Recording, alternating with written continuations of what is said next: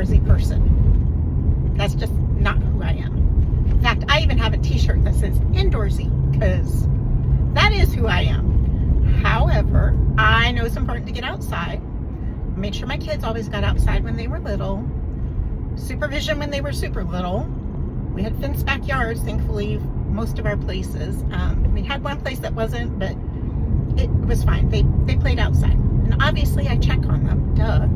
But getting the kids outside is important. They got to play, get off some energy, all the things. So the other day I went for a walk, and I'm walking down the street, and a neighbor down at the end, I haven't met them. They're newer to the neighborhood.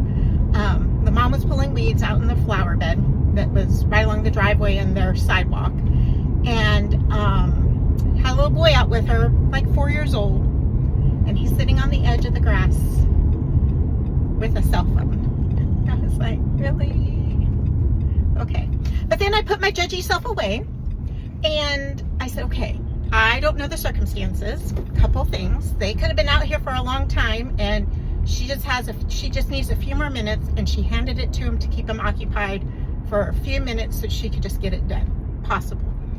He might be neurodivergent, and this is her way of keeping him outside so that she can get some stuff done. Okay, I'm gonna give the benefit of the doubt here.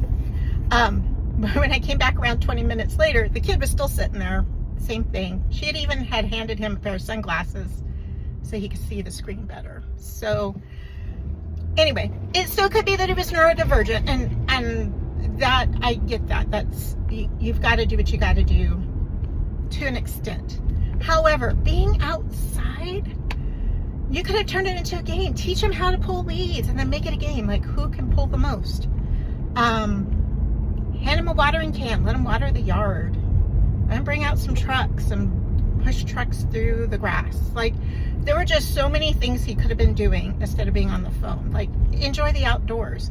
Even if he was getting bored, that's when kids can come up with some of the most creative things.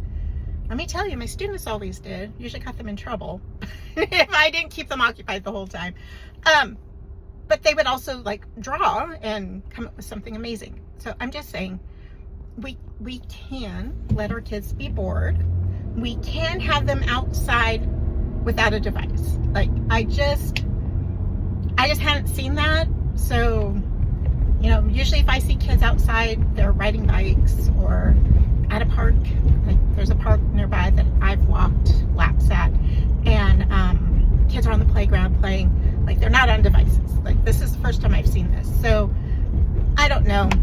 Let me know. Like, is this something you've been seeing more often, or is this just really a weird anomaly?